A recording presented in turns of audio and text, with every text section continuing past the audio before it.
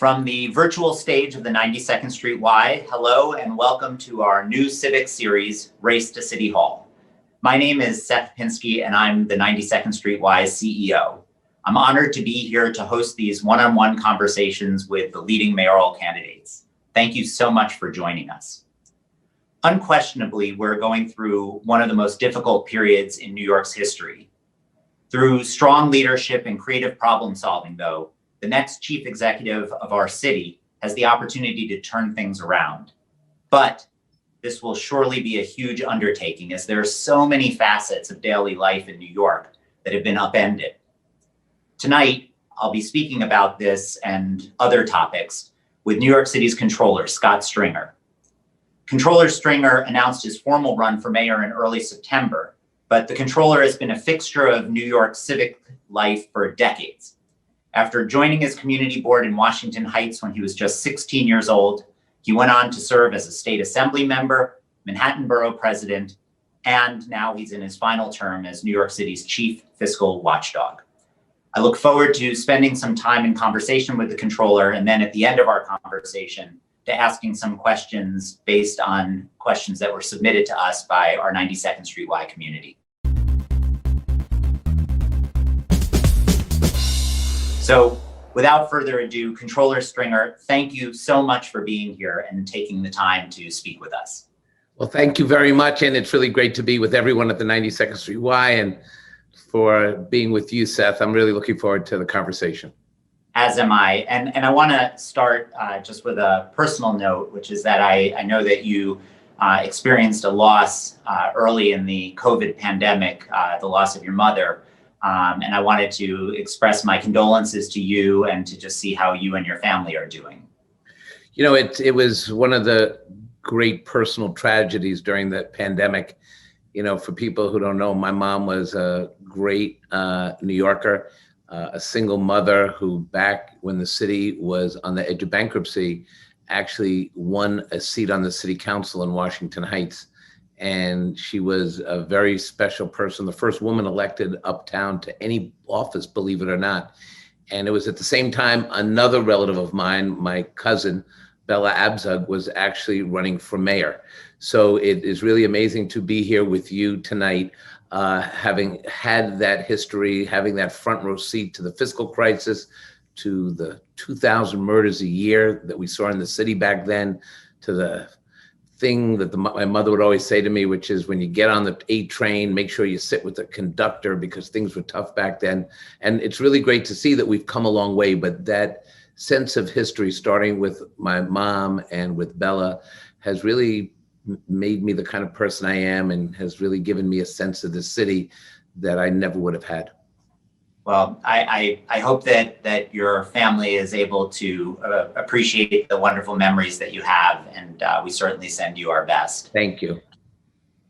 I wanted to pick up, I guess, on your personal experience, and to start just by noting that one of the things that I think is most interesting about this pandemic is the fact that it's impacted different communities differently. And we know that that's the case, for example, with the Black and Brown community, where the health impact has been disproportionate. The same is obviously true for the elderly, who not only have suffered in terms of their health, but also have been socially isolated. But there's another community that I wanted to focus on for our first question, which has been impacted, but in a different way. And that community is our city's young people. And for them, I believe that they've suffered irreparable harm to their emotional, social, and intellectual development as school closures continue to linger. I think I've read that something like 25% of kids across the country right now are in classrooms regularly. And you and I are both parents of school-aged kids, and I can say from my own personal experience that Zoom school is not school. And I guess what has been confusing to me about this whole experience is that we live in a clearly progressive city where the focus is appropriately consistently on inequality. And it's universally understood, I believe, that public schools are the greatest equalizer that maybe humankind has ever developed. And yet today in our city, something like 190,000 out of our 1.1 million public schools students are actually in class, with the rest of them studying remotely. And that's with positivity rates in the schools at less than 1%. And given all this, you would think that our entire city would be rising up in outrage over this. And yet the opposite actually seems to be the case. There are people who are actually saying that we need to be more cautious. So I guess my first question, put very simply, is what gives here? What do you think about the current situation with our public schools? And if you were mayor today, what would you be doing? Well, look, I'm outraged, not as only a city controller, but as a parent of two public school kids, a 9-year-old and a 7-year-old, a third grader and a second grader, who have had to navigate the perilous relationship between an iPad and an education. My wife and I, we'd be the first to admit that we as parents have struggled with remote learning for our children. And the reality is that this administration has not been able to navigate the education of our kids in the midst of a pandemic. And I have to say at the outset, I complain and I worry about my own two sons, but my wife and I have tremendous privilege in this city. We have credit cards, we can buy a remote learning device, we can get our kids any kind of mental health assistance that we may need in the midst of a pandemic. Our kids lost their grandmother and they didn't have the tradition of a funeral and closure, but we're lucky. We're the lucky ones. I am very worried about the 100,000 kids that are in and out of our homeless shelters who don't have working remote devices, that don't have access to internet. We know that there are single parents in public housing who have one device and 3 kids. And that is an impossible situation. The mayor closed the schools too slowly in the height of the pandemic when there was so much unknown, and then slow walked the school opening, leaving parents without the decisive answers that they needed to plan their professional lives and also figure out what was best for kids. As mayor, I'm going to take a sledgehammer to this Department of Education bureaucracy. We are currently investigating the response that City Hall has had in the pandemic as a controller, not as a candidate for mayor, because I think it's going to be very helpful to us to figure out when we knew the virus was here, what was our first response, what have we done throughout this, what have we done right, but also what we've done wrong. But the real collateral damage is our children. I offered a school plan back in July and said, put everything on the table, outdoor learning, calculated the 30 million square feet of outdoor space that we could have moved our kids from indoor to outdoor. There was so much more that we could have done to think about safety and teachers and principals.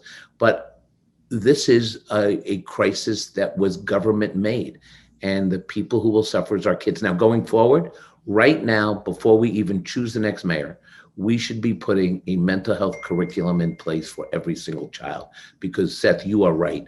There is going to be real damage to kids. This has been an unnatural year and it's going to last even longer. And we should already be doing this hard work so that our kids will have a place to go. It's time to end the facade that the Thrive program is solving mental health issues. It's not. It's a $200 million a year boondoggle and that money has to be redirected first in our kids' schools for guidance counselors and mental health professionals. And there's a lot that the next mayor can do about this. And I have a plan to get that done as soon as we take office if we win the primary. And let me ask you what is maybe a sensitive follow-up question, especially for someone running for mayor.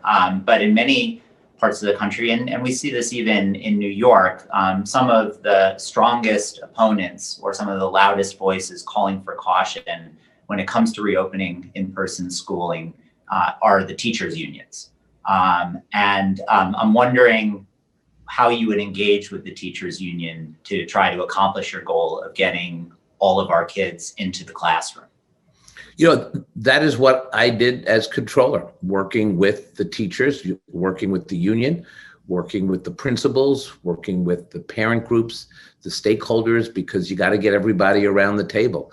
And look, I thought it was really pretty incredible that the head of the teachers union published an op-ed in the Daily News about how we reopened the schools early on and we couldn't get an answer from the chancellor or the mayor.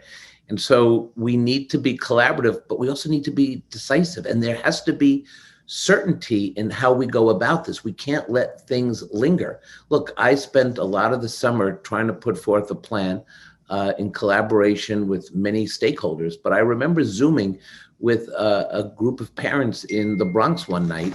A guy gets on the phone and gets on the Zoom and says, "Mr. Controller, I need your advice. I have 2 pre-existing health conditions. So if I get COVID, I really could die. But I also have 2 children in the public school system, and my wife is a special ed teacher. Economically, she must go back to school. What do I do?"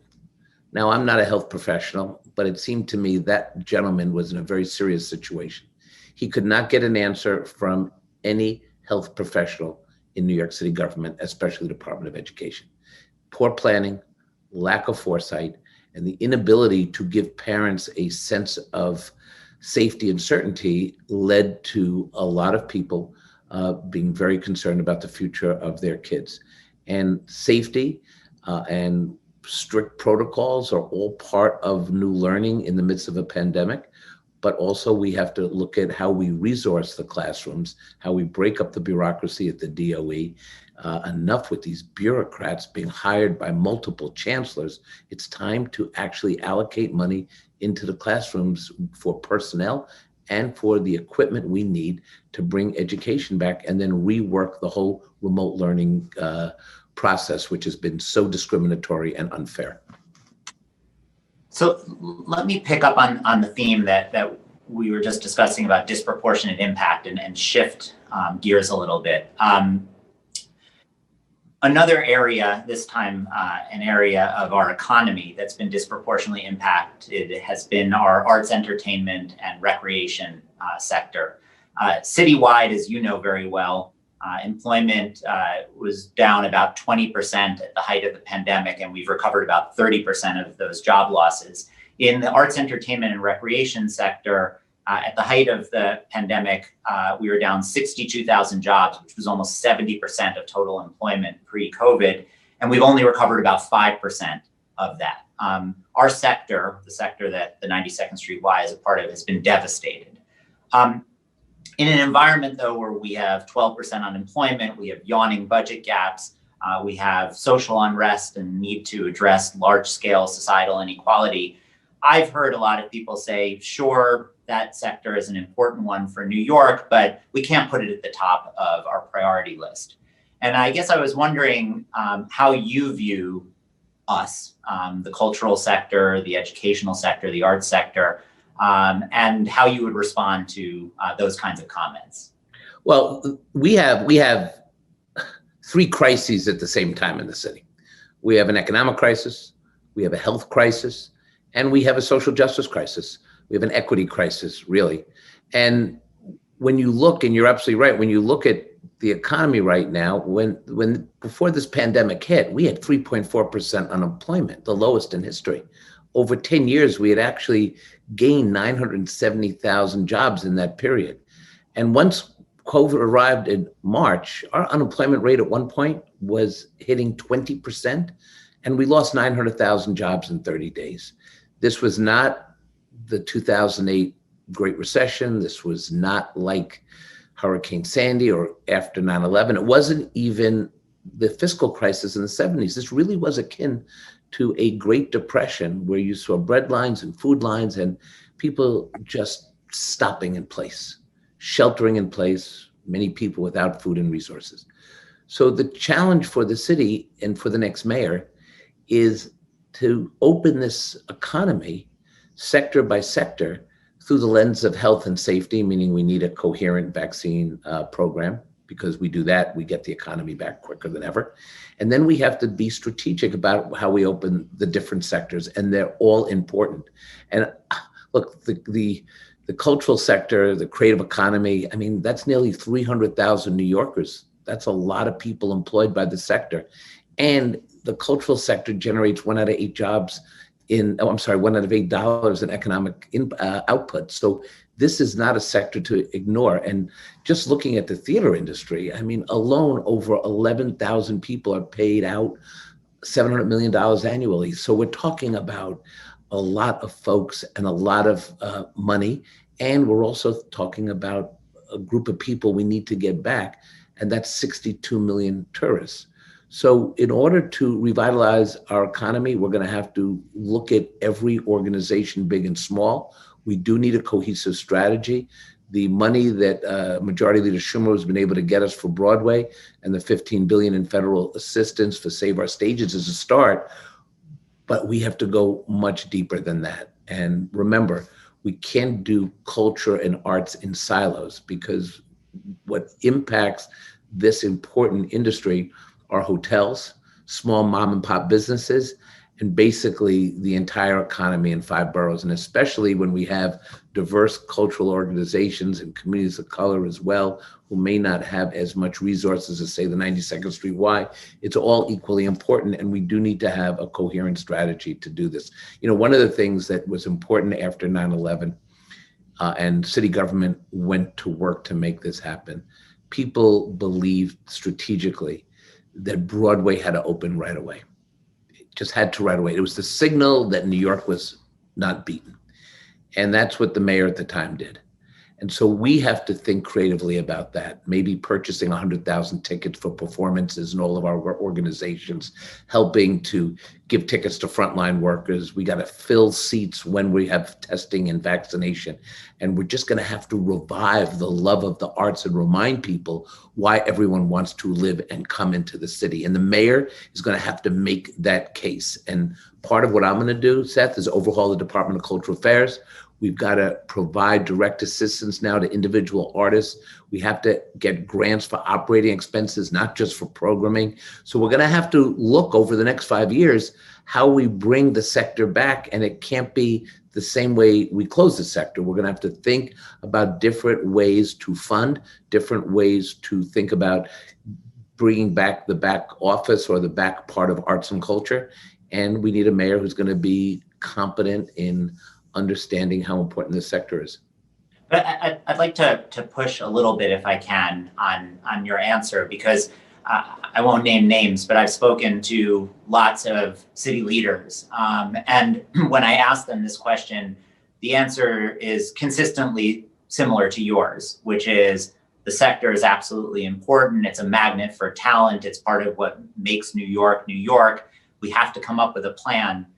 But I've yet to actually hear a plan. And the things that I have heard from people have generally not been particularly meaningful. They may sound good in a press release, but running a cultural organization, I know that they're not going to actually make a difference. And as you said, our situation is better than a lot of our smaller cultural organizations.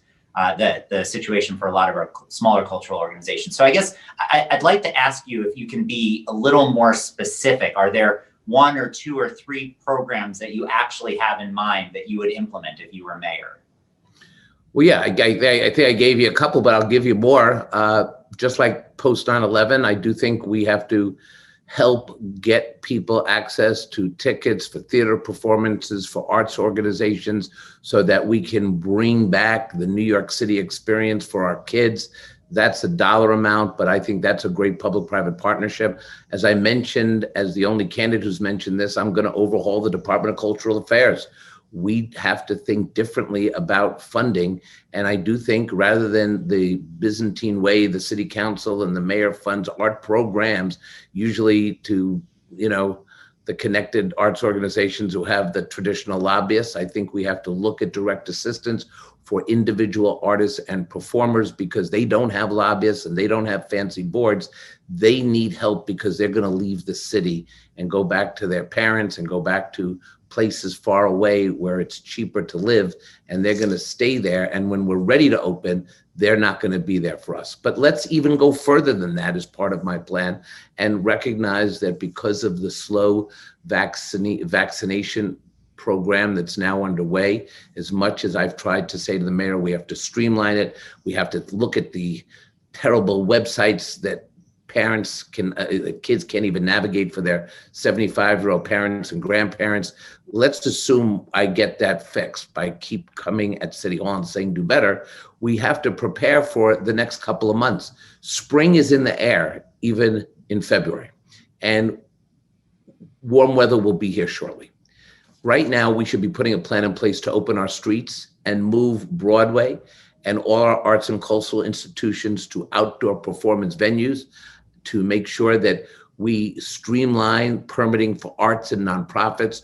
We should do this for individuals and groups. We should think about this for collectives. The recent city council bill did a lot of this, but there's more to do. As I mentioned earlier, we have 30 million square feet of outdoor school space. Use it and then move culture into the streets in the spring and summer as we're vaccinating, so we can have socially distanced performances. Look, we did this with the food vendors and restaurants, and it saved the industry. That is work that we have to do.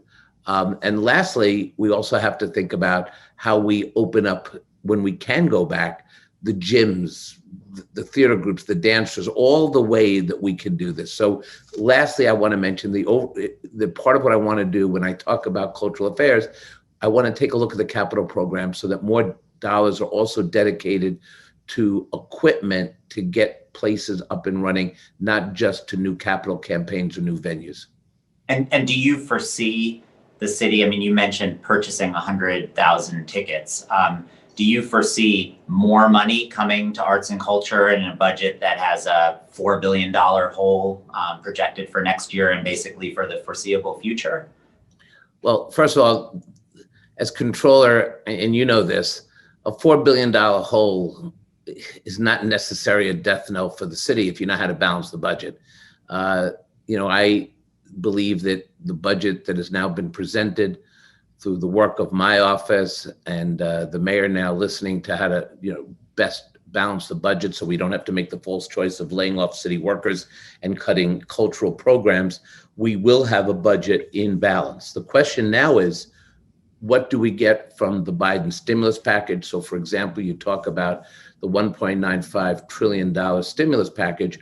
We have to organize the business community, the cultural community, and the labor leaders to go to Washington and make sure we work with Schumer to get our fair share. And I would argue we should have more fair share because we are the economic epicenter of the United States, and we give $22 billion more to the federal government than we get back. So part one is get the stimulus. Second part of the stimulus is what do we do with it when it arrives? And that is why we have to bring thought leaders in arts and culture to the table, as well as the economists, not just to close budget deficits, but to structurally change how we're going to budget in this city to bring the city back to life.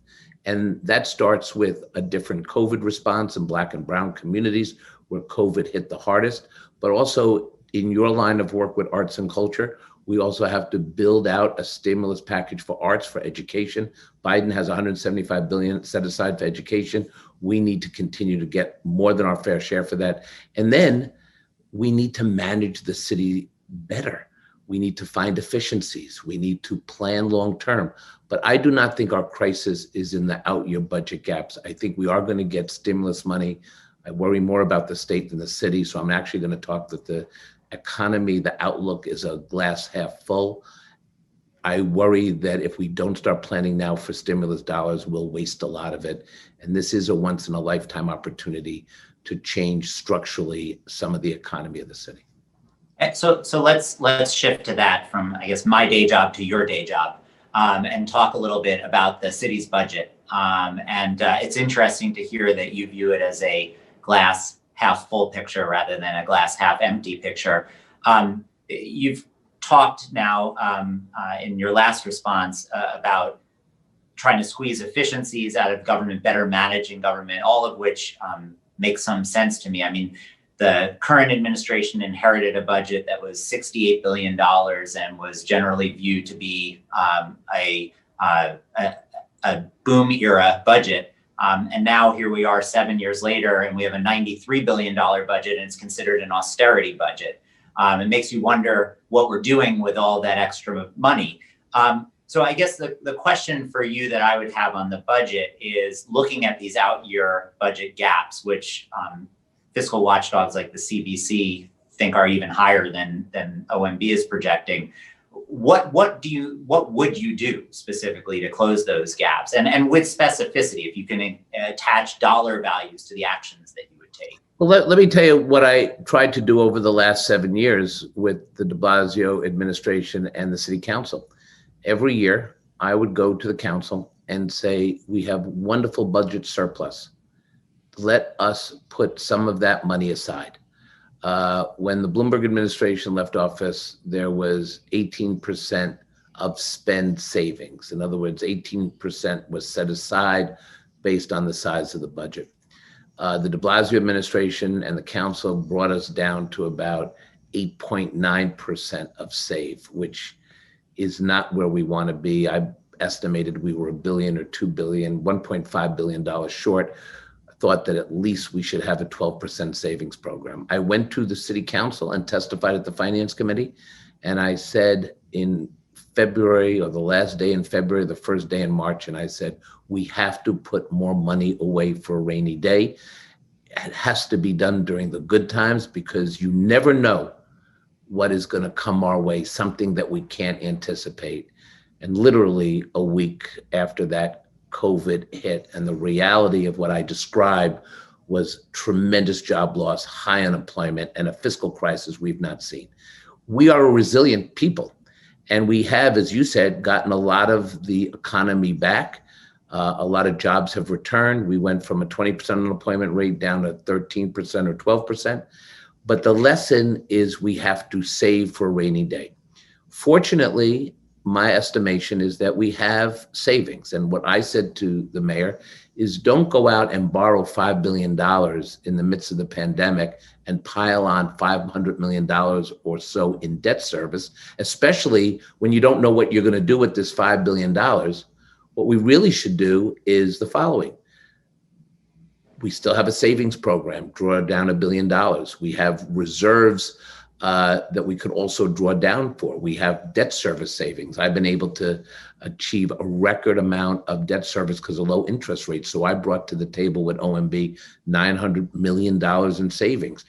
By doing those efficiencies in government, we never did them in the last 7 years, so there was more money there. And now you see that we have better anticipated revenue, but we have more efficiency savings because we got the mayor to actually do the hard work of efficiency, so we didn't have to cut essential programs. This is all why we need a mayoralty without training wheels. And what I bring to this campaign is the most insightful view of how to balance the budget, how to manage the out-year budget gaps, how to understand the reset we need with Albany, and to how to build a coalition with Washington. We put all that together. I do think we can come out of the pandemic and fundamentally restructure our city economy, rearrange some basic assumptions about people who have suffered the most in the pandemic and how we can address some of the systemic racial issues in the city and the lack of funding for certain programs. And I think we can get there, Seth.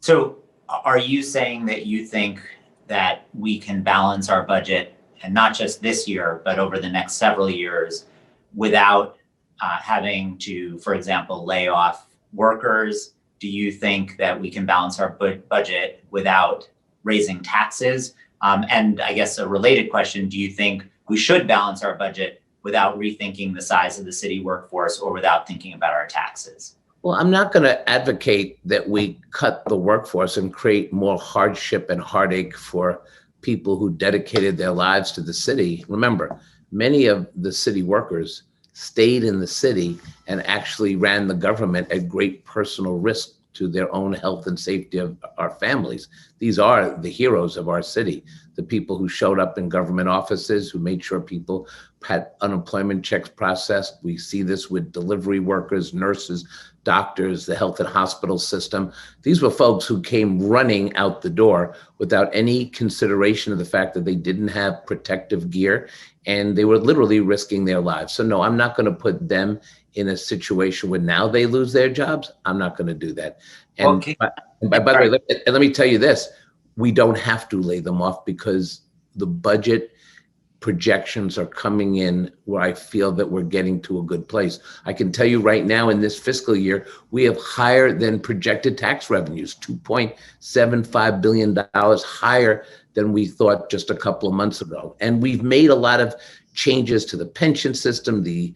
We've had some actuarial, not to get into the weeds, but actuarial pension changes that are worth $300 million.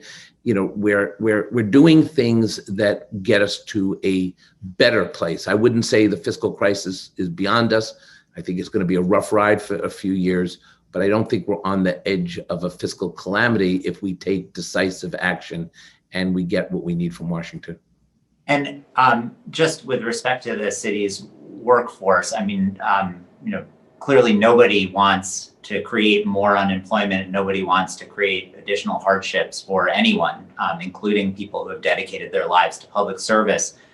But when we don't reduce the size of our workforce, we're implicitly making a decision that we're going to be spending money on people instead of on programs. And sometimes the people are the programs, but sometimes they're not. And I guess the question is that the city's workforce, just like its budget, has exploded over the last 7 years.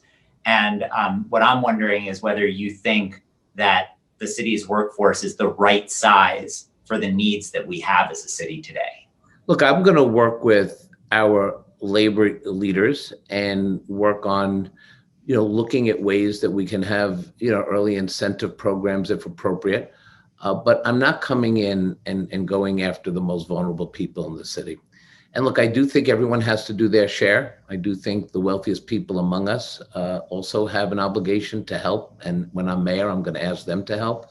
I don't know in what form that will take. We have a lot of people who started out very wealthy, who got really wealthy during the pandemic. Okay, I don't begrudge them that, but I don't think the first thing we do as a people is go after the most vulnerable, the city workers who make $30,000 a year, or the kids who need a summer job, not just for walking around money, but because they actually help their parents with expenses and rent. And that goes to a philosophy that we have to get back to, which is we're all in this together. We've got to get the business community back in the game. We've got to get people to recognize that there's a lot of folks that are going without food and essential medical services.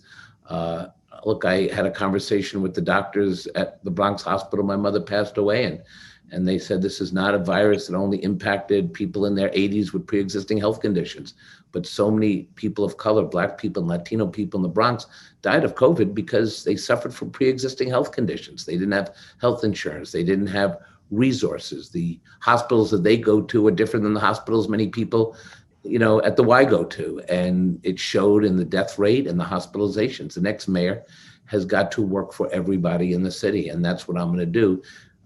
Look, talk is cheap. You need to have a chief executive who knows the budget, who knows where the money's being wasted, and where the bodies are buried. No one has taken on this administration more than me in terms of rooting out waste at the DOE, rooting out waste at the Department of Homeless Services, where we doubled that budget and we have a homeless crisis, the likes we've never seen.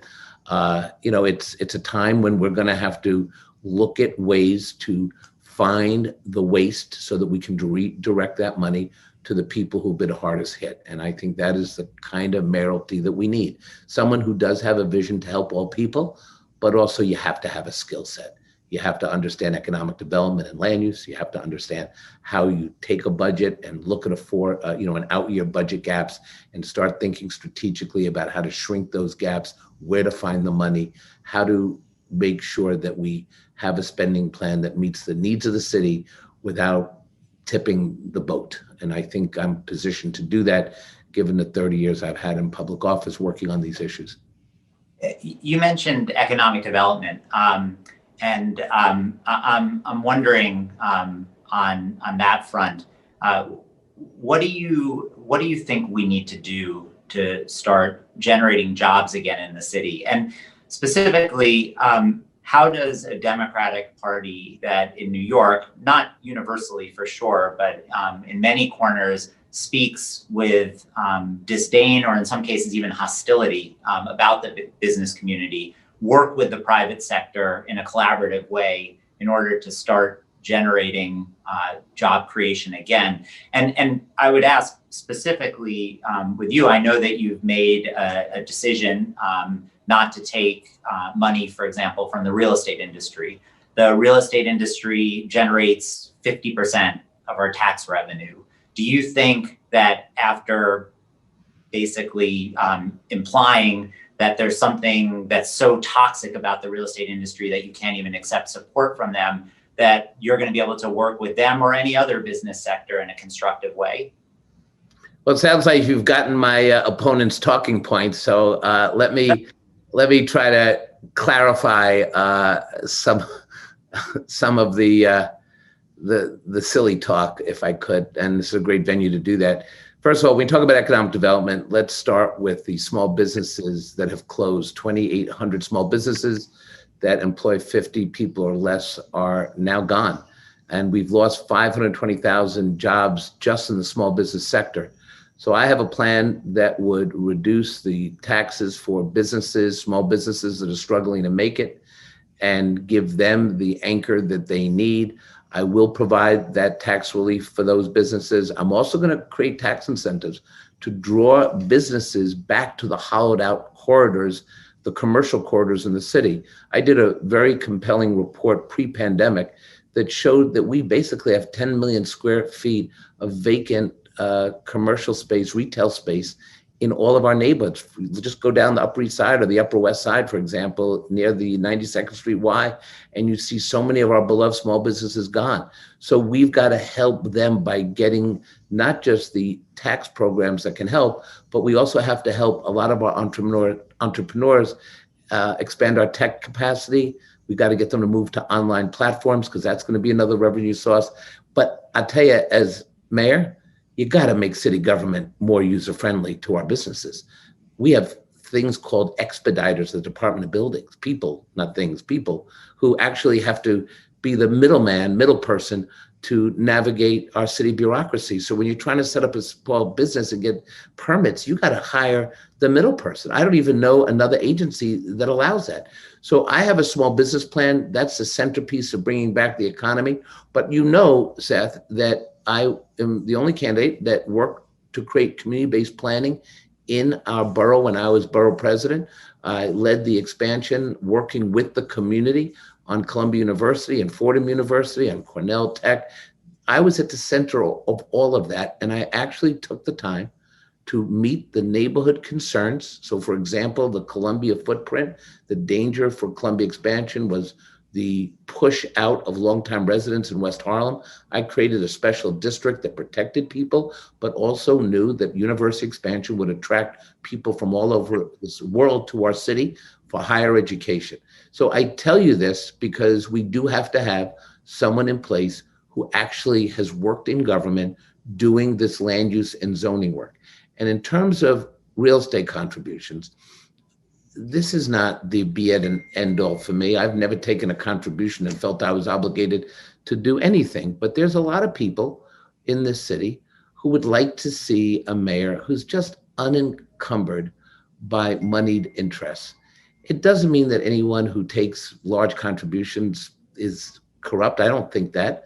But I do think I'm sending a signal that I'm going to double down and invest in the campaign finance program, where small dollar contributions are matched 8-to-1.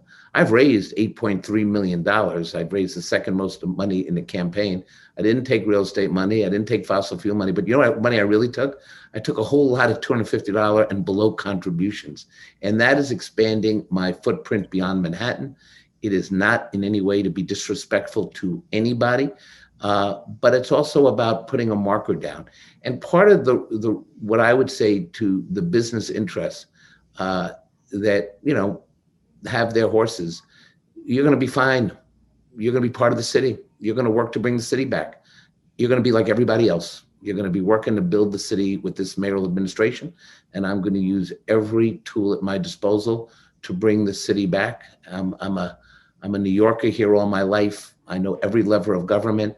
I've grown up on the streets of this city. I've represented the city for many, many years. And I know that with a real plan, we can bring all the interests together, business, labor, community, advocates, progressives, more mainstream folks, for the first order of business, which is to bring this city back. That has to be the goal. If you have, issues, you can't get your arm around it because I won't take your $2,000 contribution, you'll get over it real fast when I'm elected. Thank you. I want to make sure to leave some time just to ask you some questions that we received from members of our community. And you were just talking about relationships, in this case, with business communities, small and large. Another relationship that obviously is critical for any mayor is the relationship with the governor. And I don't think I need to tell you or anyone else that the relationship between this mayor and the governor is somewhat fraught. One of our community members was asking what you thought your relationship with the governor might be if you were elected, and how it might make a difference for the city. I actually get this question almost in every Zoom event I do, whether it's a fundraiser or a community event. People are concerned about the mayor and governor relationship. And I do believe, as I mentioned earlier, we have to restart the relationship between the city and the state. And what I think I bring to this is, as a former member of the Assembly for 13 years, who passed a lot of legislation, but who was also seen as a real Albany reformer, I understand how to get things out of Albany. I have a very respectful relationship with this governor. He's a chess player. De Blasio plays checkers. We need to create a mayor-governor relationship based on the commonality of saving the city fiscally and also mutual respect. And given my deep relationships throughout the legislature, I think I'm in a unique position to bring a New York City agenda to Albany. I'm the candidate for mayor who has received the most endorsements from legislators in the campaign because we've worked together on so many issues. So I'm excited to work with Albany because everything that the city needs does go through the governor and the state legislature. Bottom line, not going to change anytime soon. Another question, actually, we received from several different people was about the recent increases in crime across the city. And you have been a forceful advocate for reforming the police department, which, given everything that we've learned over recent years, clearly is something that's very important. But we also are facing now a public safety crisis that seems to be worsening. So the question that I've been asked to ask you is, how do you balance those two? How, on the one hand, do you make sure that you reform the police department so that everybody in the city is treated with the respect that they deserve, but on the other hand, make sure that the police department can effectively police the city? Yeah, I grew up, as I mentioned earlier, in the 1970s in Washington Heights, when there were those 2,000 murders a year. And I don't want my little kids to have to relive that. I don't want anyone's children to feel unsafe. And I'm very committed to appointing a police commissioner that's aligned with my thinking and my strategies. I think the mayor has lost control of the NYPD. That's pretty clear. And we have to do a lot more to bring the police department into the 21st century. Look, we have a crisis, and it's what I started talking about. We have a social justice crisis in this country and in this city. And when you look at the deaths of Breonna Taylor and George Floyd and Eric Garner, and the list unfortunately goes on and on, we cannot continue to over-police in Black and brown communities. We need different strategies to keep kids away from the criminal justice system. 40% of 911 calls are not for crimes in progress. They're for mental health episodic situations or quality of life complaints. Everyone who's on a committee board thinks that everyone calls 311. They don't. They actually call 911.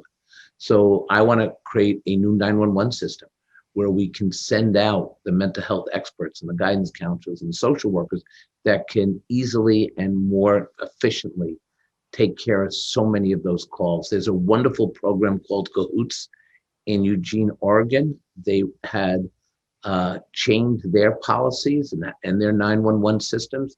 They send out mental health professionals to 24,000 calls a year for mental health issues. And of those 24,000 calls, they only needed to call the police 150 times. This is what's happening around the country, and we should be more willing to do that. And look, an ounce of prevention is worth a pound of cure. When I was in the state assembly, the Republicans in Albany, these state senators, they wanted to build prisons. They wanted to build prisons. They believed that if you got a prison in upstate New York, you could actually build a community around the prison. There were those of us back in the assembly back then that said, don't build prisons, build schools, build after school programs, keep kids away from the criminal justice system. They were wrong and we were right. And we have to keep kids not just away from the criminal justice system, but we have to continue to invest in kids. You know that from the 92nd Street Y. How many programs just enrich kids' lives? The problem is that we have to make sure that every kid has that enrichment. And for a lot of communities of color communities that don't have great wealth, there's no shot for kids to have those wonderful experiences that my kids have or your kids have. And a mayor can change that. And that's what I want to do. And that's policing, or it's not policing. It's a different way of reducing crime and reducing challenges. Now, make no mistake, the conveyance rates are too low, meaning we're not catching the people who are committing the dangerous crimes. The conveyance rates are now 26%. So we have to beef up the detective bureaus. We need more experienced police officers in the communities where we're having the most problems. The cops with the experience also are better equipped to handle different situations. I want to invest in that as well. So this is the police. This will be the proposals I'm going to release very shortly in the campaign, and people have a sense of what I'm going to do. We're running short on time, but I want to ask you just one final question, which is, I think that maybe the most disturbing lesson that all of us have learned from this pandemic is just how inadequate our leadership has been at so many different levels of government, and how meaningful that lack of leadership ends up being, and how impactful it is on all of our lives. Or just in a very brief answer, I'd be curious what, in your experience, you found to be the three most important qualities of a successful leader, and how you think that that would change the way that we perceive the future trajectory of New York. Well, first of all, I'm going to manage the hell out of this city. We're going to bring a manager in place that voters have supported for many, many years. So I have the confidence of the city. But my management secret is hire well, build capacity in the office.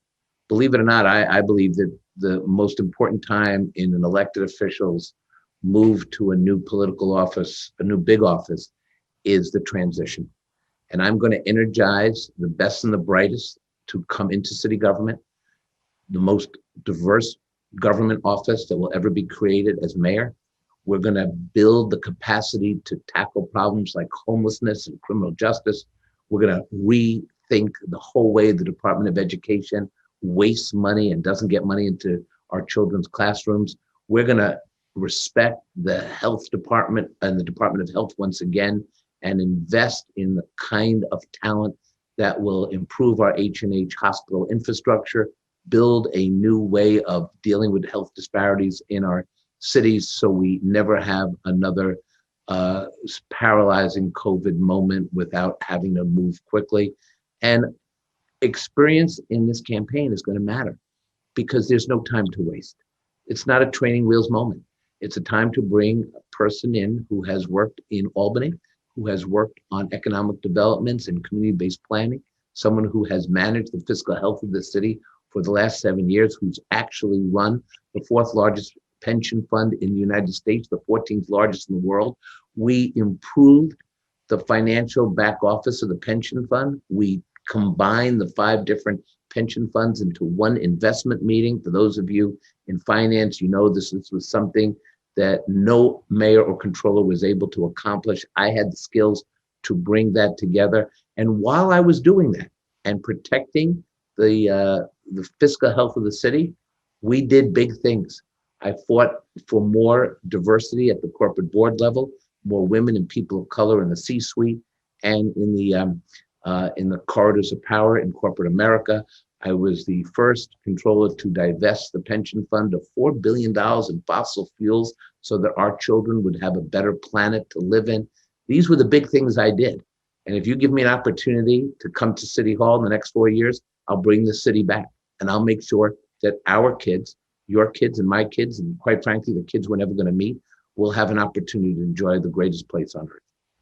Controller, thank you so much. I wish we had more time because there's really so much more ground to cover, but we are unfortunately out of time. I really appreciate your offering all of us a glimpse of your plans for the future of our great city. And to our 92nd Street Y patrons, thank you so much for supporting and tuning into the Race to City Hall series.